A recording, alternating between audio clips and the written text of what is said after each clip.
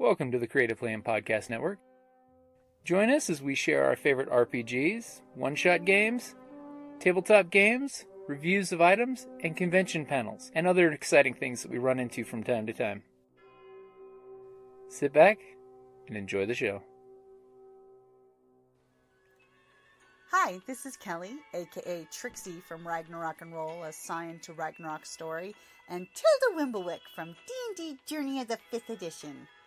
First off, I would just like to say thank you to everyone for listening to our varied adventures, as well as for rating us on iTunes and rpgpodcast.com. If you haven't rated us yet, we would greatly appreciate it if you could.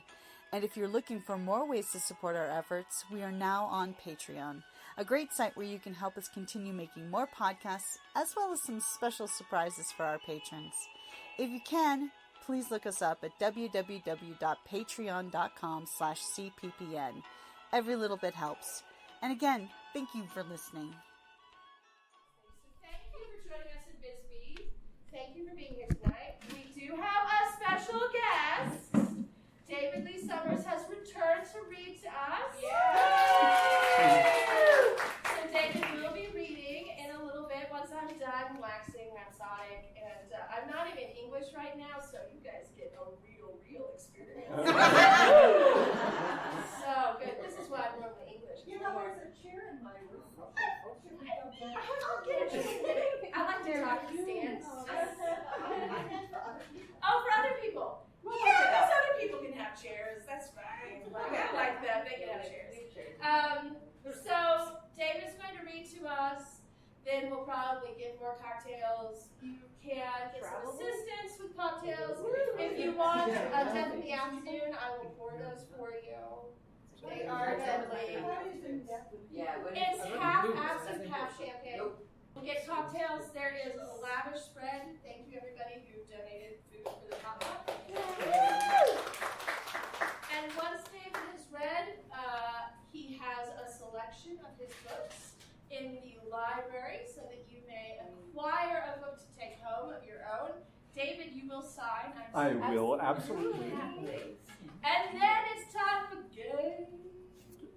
And we will play Dumb Rambo. It's our annual game. We have some other games. We'll see if we're sober enough to play those after Dumb Rambo. So that's really like my introduction. I'm so delighted. I've been doing this the entire 9 years. And I am not drunk. I am sober, just like slightly lubricated. You all changed my life. The steampunk community changed my life for the better. So I'm really so thrilled to be with you all year after year. Swear to God, y'all better be back next year. Woo! And I expect to see you at Dickens. And I expect to see you at Tucson Comic Con. And apparently, I expect to see you all at Wild Wild West Con. From Comic-Con, we will have the game library again. Yes. So there will be a ton of games to go play. So good. Well, thank you guys. Thank you, Dory. David, where would you like to be? Well, maybe I will just stand where you This are. is a very good location. That looks like a good place to... Good acoustics. So may I please present our dear special guest, David Lee Summers. So we have room in the library. If you have seats, chairs in your room, please feel free to get the chair. You want me to get the chair? You guys have a rare a rare size. You look. Don't drink that. Okay, so... Chairs we can bring. Thank you all for having me back. I feel so overdressed tonight. But of course, I am an astronomer, so this is my nighttime attire. I do operate telescopes at Kit Peak dressed just like this much of the time. Well, you are displaying your shirt sleeves, though, sir. I That am. is scandalous. I am. It is scandalous. It is late night. I am often not seen. So. Tonight, I would like to present a reading from the anthology Zombiefied, an anthology of all things zombies. And my story from this anthology is called the zombie shortage, because we all need to know what happens when we run out of zombies after the zombie apocalypse. Oh my gosh.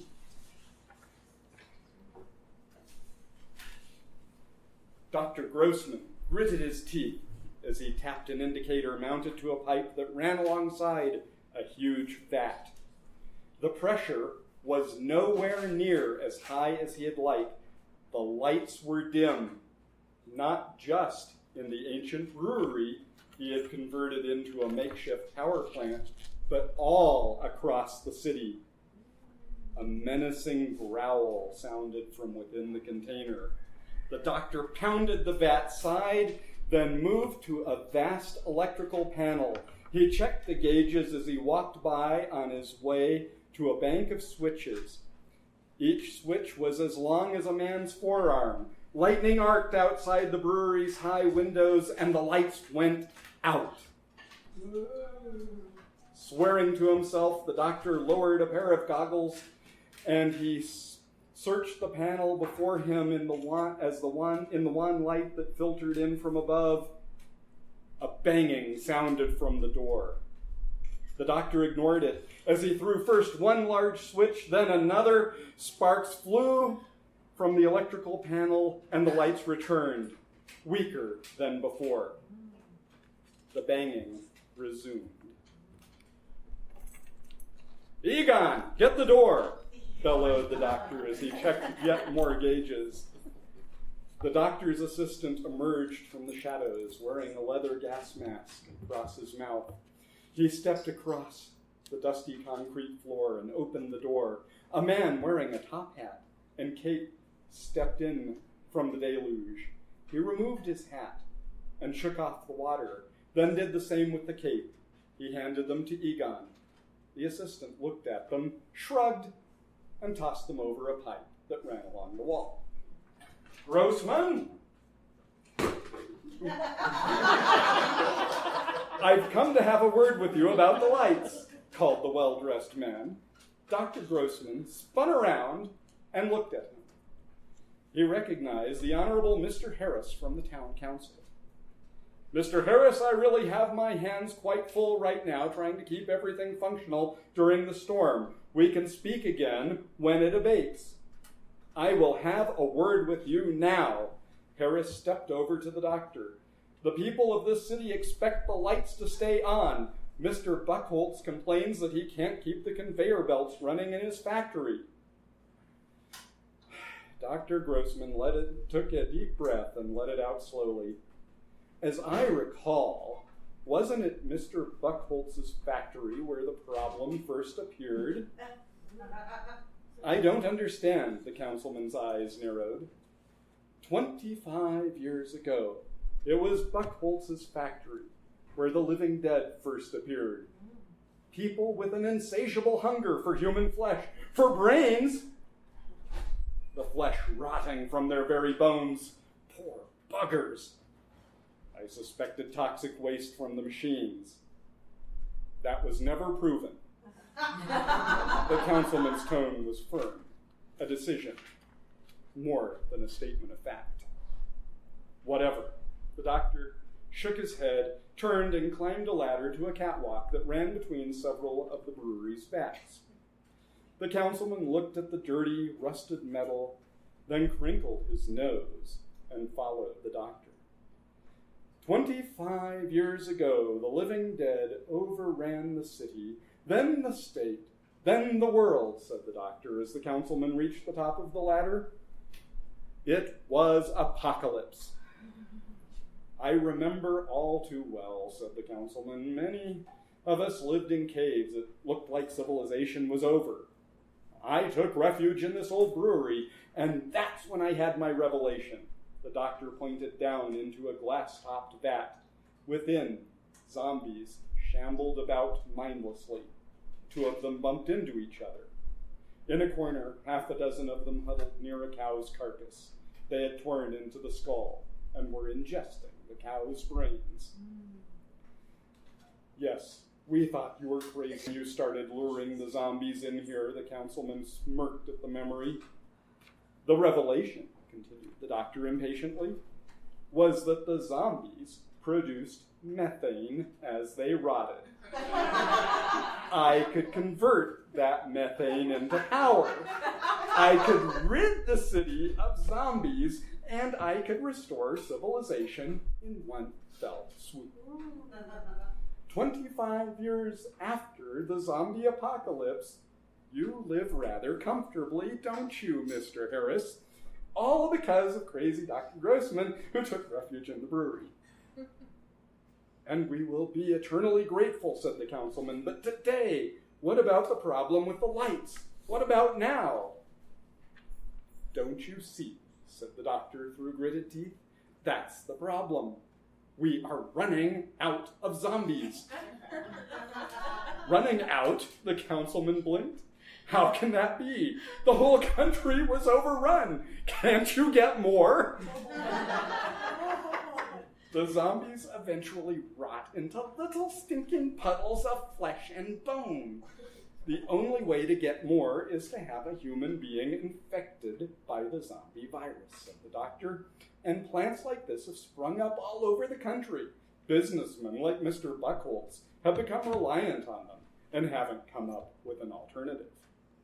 The councilman opened his mouth to speak, but turned when Egon appeared behind him on the catwalk. Harris put his hand to his chest. I wish you wouldn't sneak up on me like that. And must you wear that mask?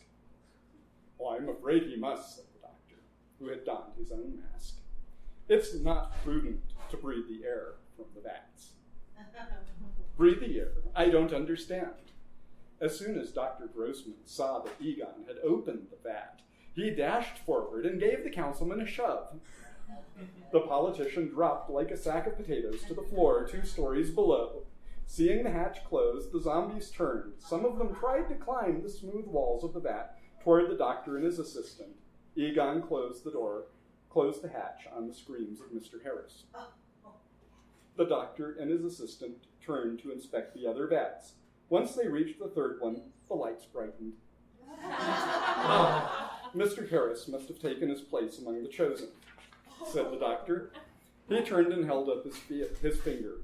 You see, Egon, that's the real brilliance of this power supply. The zombies may rot into nothingness, but there's no supply of idiots to replace them. He took out his pocket watch and examined it. When are we expecting Mr. Buckholz?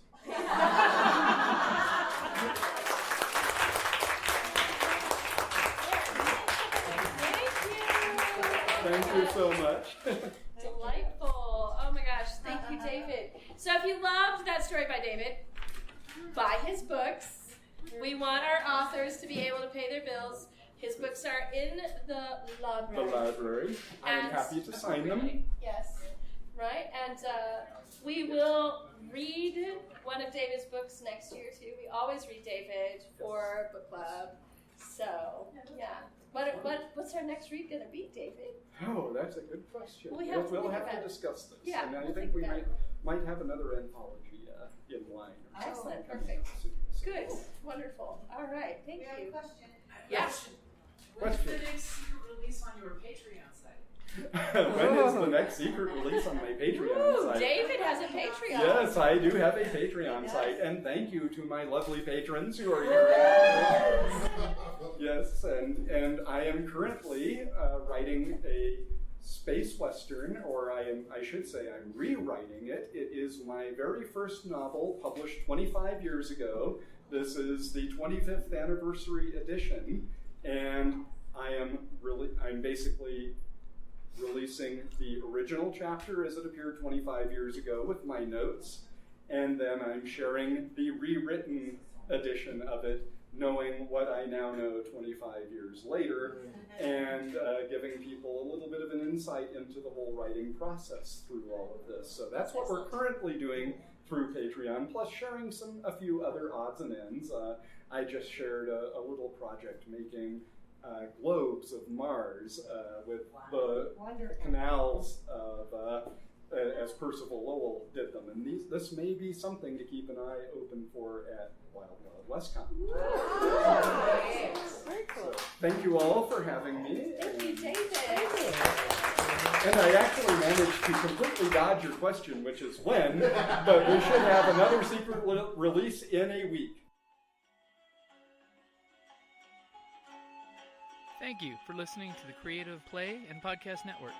And feel free to enjoy our other shows, such as D&D Journey of the 5th Edition, and Scion Ragnarok and Roll, a Scion hero to Ragnarok story. Thank you for listening.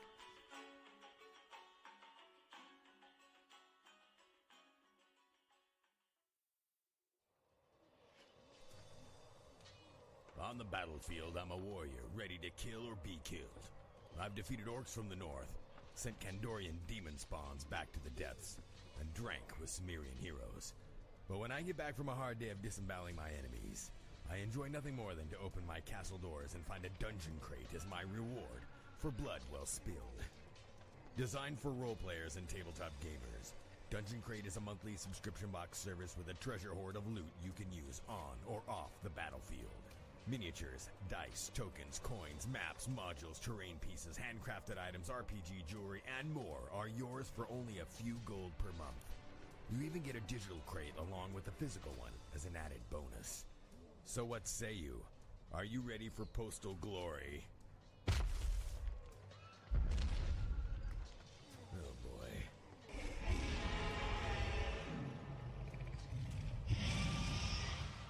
DungeonCrate.com. Let the adventure begin!